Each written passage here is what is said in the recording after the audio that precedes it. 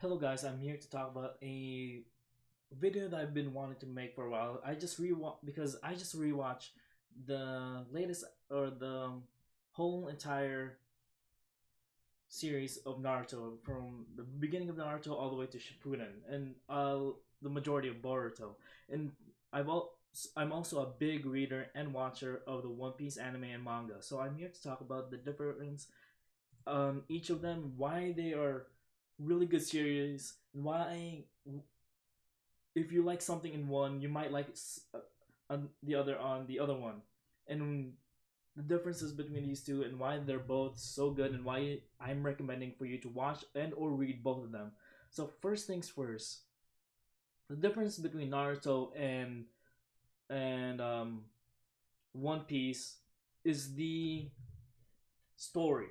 While Naruto is about a linear story of one person trying to get to a position of power, but not a position of power in front of the whole world where he is number one, because Hokage are not number one. There's five different types of Kages. There's five different types, so he's not really that special per se. That position isn't that special because there's basically five versions of it. Just that the Hokages have always been some of the strongest. Shown Let's call this ninjas. I forgot what they're called. I can't believe I just watched it, but I forgot what they're called.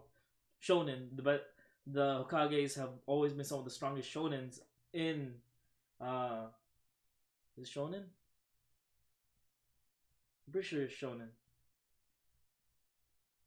God, yeah, it's shonen. It should be shonen. For some reason I'm blanking out. I'm just gonna say shonen for now, and somebody's probably gonna yell at me down below. But they've been some of the strongest uh fighters in all of Naruto. The first Hokage and the second Hokage have been shinobis, not shonen. God damn it. Two of the strongest shinobis in the whole of Naruto combined. They are considered as hell. The first Hokage is considered as the grandfather of uh all shinobis, albeit the real grandfather was what's his name, the dude at the end of Naruto. Man, I am forgetting about this. But anyways, while Naruto, that story is linear, completely linear, where the world only lives while Naruto is in it, while he's doing something. The world is never doing something else if it doesn't deal with Naruto. That's all about the filler. The filler is all about the living, breathing world of Naruto when Naruto's not in it. But even then, the majority of the time, Naruto is a oh god, my hair. Naruto is a catalyst for something that's happening in those filler episodes. In Naruto, Naruto is the literal catalyst for everything. So everything that happens, just imagine a line going this way. This is Naruto, and things will happen here, here, here, but it will always be offshooting from Naruto. While in One Piece, it's going in all different types of directions. Whether Luffy's part of it or not, it's a living, breathing world. The Yonko are doing something that's completely separate from what Luffy is doing. The Gorosei, the world government, is doing that's completely separate from Luffy. Hell, we don't even know what they're doing the majority of the times, but there is influence in it. And the biggest thing that shows that to us the um is the newspaper. The newspaper will always show us at the end of an arc what's happened around the world. That basically shows us that even though Luffy's been doing this whole entire thing, the world hasn't gone without notice. It hasn't died down. It hasn't been doing nothing. It's always doing something. It's an infinite amount of trees in all different type of direction. It's basically it's like a dialogue tree, except every time a new path is open in that dialogue tree, it will have a new tree from it, completely different tree that will be living in its own life, which is real. Which that's what makes One Piece extremely unique compared to compared to Naruto. But with Naruto, it's more about something that is extremely attainable to the average uh to the average person. Anybody can be Hokage. In One Piece, not everybody can be the king of the pirates. Only one can be the king of the pirates, and not many can be it. And there's only one position for the king of the pirates. He is the king of the pirates, considered as the strongest pirate and the strongest character in all of One Piece. There's no getting around that. While Naruto is one of the strongest, and with Naruto, it's going back through it. I just realized how much better the animation is compared to the animation in One Piece. The majority of the time, One Piece has really terrible animation, but when it comes to Naruto, for some reason, it has a lot of their episodes have a lot of amazing animation. Now let's compare the characters of Luffy and Naruto. They are extremely similar but different characters. They both are all about their friends, their nakama. But when it comes to Naruto, he's motivated by two things, and that's Sasuke. The majority of it is Sasuke, which is really annoying, and the other is becoming a Hokage. But in One Piece, One Piece, Luffy is motivated by a lot of different things. He's motivated by his friends, by Shanks, by being the strongest, by becoming the king of the pirates. He's motivated by a lot of things, and then not, which is really cool and nice to see that you can watch two different shows that have the same types of characters but have two different goals and two different motivations for each of them. Now let's talk about their friends or their allies per se. In Naruto, their ally. What sucks about Naruto is that a lot of the side characters are extremely sidelined.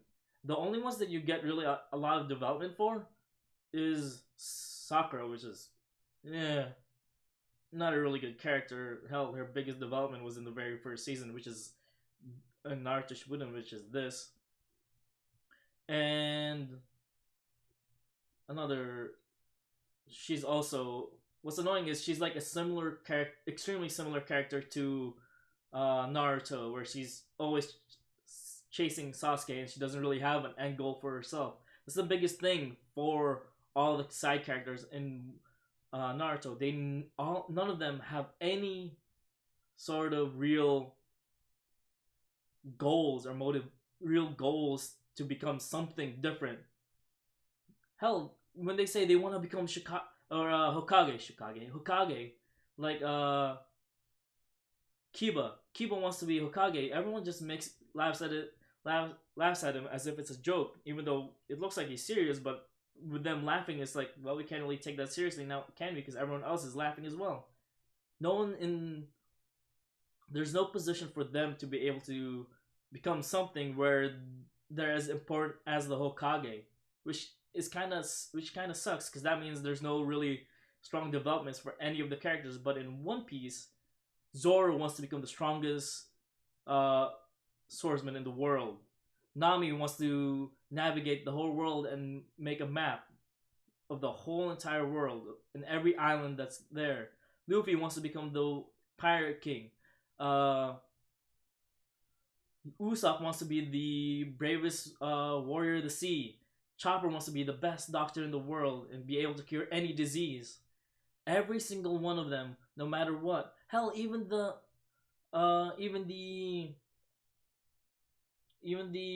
people in the Grand Fleet have motivations for themselves. Each and every single one of the side characters, no matter how small or how big, they all have motivation to be something. For example, Kobe, his biggest motivation in the beginning, which we all took to be a joke, is become an admiral in the Marines. And we were like, oh, he's never gonna be able to do that. And look at that, he's getting up there. He's what, commander or something now, or captain. It's really amazing to see the growth in their character themselves. But in Naruto, their characters are extremely stagnant to the point where it doesn't feel like it's a living, breathing world. It doesn't feel like that at all. In One Piece, the world breathes around them. In Naruto, they there is no world that breathes around them. They are the world. It centers around them and them only, which is unfortunate because a lot of times it's only centered on one character, which is Naruto. Now let's talk about the action scenes. The action scenes are amazing. They're wonderfully done in both both animes. But I would have to hand it out to Naruto. They have amazing fight scenes, and almost every time there's a big fight scene, it's extremely well done. Like right now, look at all the Kages like fighting each other. Oh, fighting Sasuke, more like it, and it's extremely well done, which is really really nice. Unlike in One Piece, a lot of times Toei really screws it up.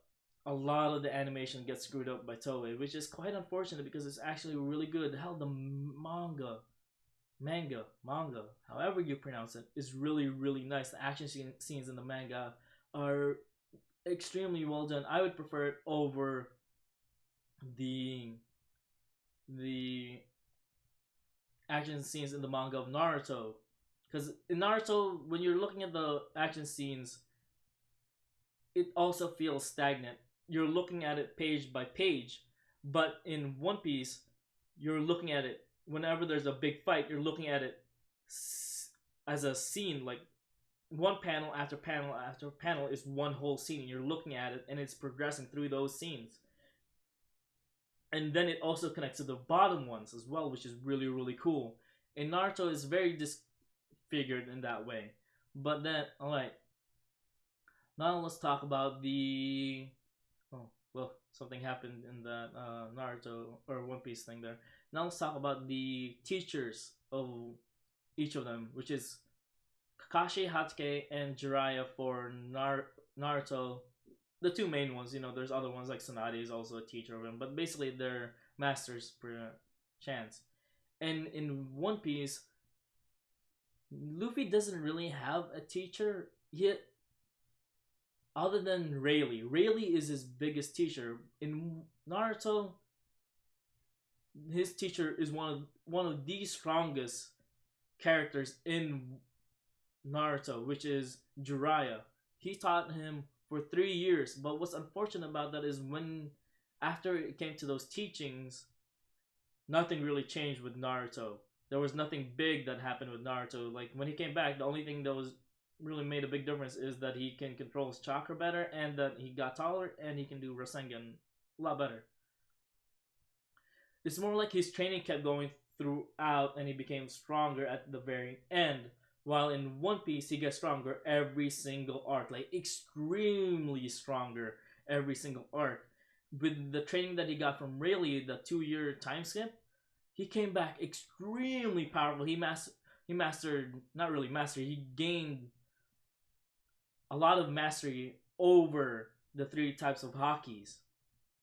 He's able to finally control Conqueror's Hockey. He's able to use it consciously, not just do it whenever he's getting angry. Just like how Naruto is with his nine-tailed fox spirit. You'd think he'd be able to have done that already with the 3 year time skip that they did. 3 years, by the way. 3 years, a lot longer than Naruto or than Luffy. But I guess the big difference between their teachers is Jiraiya may have been one of the strongest characters in Naruto. He's one of the three legendary Sanin, but he's not as strong as the Hokages or any of the Kages. But in One Piece, the teacher of Luffy was Silver's Rayleigh, one of the strongest characters in all of One Piece. Gotta keep mixing them up, their names.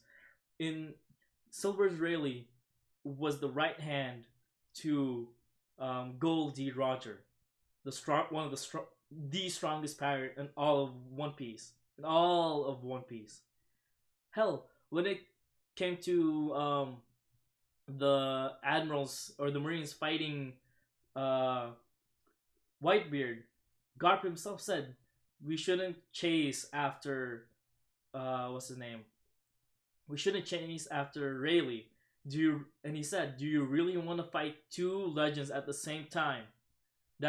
And he was very afraid. He knew that if Silver's Rayleigh and Whitebeard banded together, that's basically two Yonkos, or a fleet admiral and a Yonko together. And then, but yeah. Anyways, That's the difference between their teachers. Now, let's talk about the art style. In the art style in Naruto is a much more mature than it is in One Piece. One Piece is very cartoonish in the very beginning, especially in the beginning.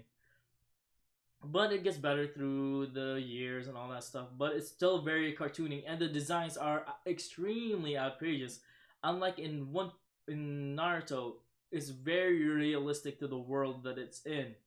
It's extremely Japanese, very Japanese.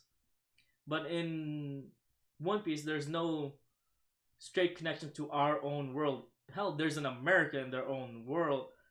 There's an America in their own world, but it's not really America as if we know it. But in Naruto, it's completely Japan. You can tell all the influences are from Japan and Japan itself. But yeah, that's the difference there as well. And now let's talk about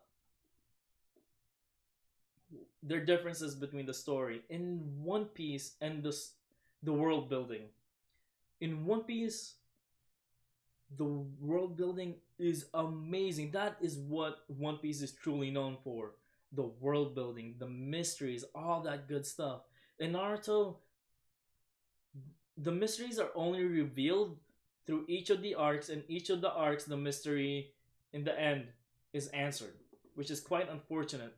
The only mystery that we have gotten that's quote unquote mystery is Toby and everything about the Akatsuki. That's it. But in One Piece, there's the Will of D, the Void Century, the legendary weapons, who the Yonko, Shanks, and all that stuff.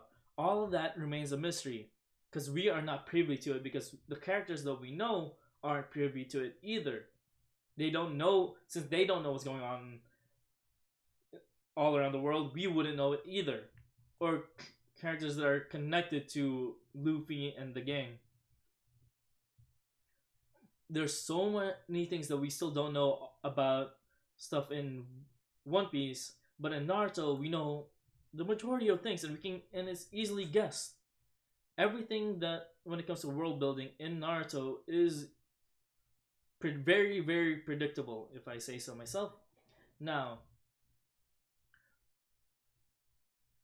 I guess that's it for the video. I don't know if you guys are gonna like this or not because I've just been rambling. There wasn't anything really coherent because I'm doing this from the very top of my head and I just wanted to make this video. But I hope you guys like this video. I'll see you guys again next time. Please comment, like, subscribe. Go to my Patreon if you want to support me some more and all that stuff. Bye bye.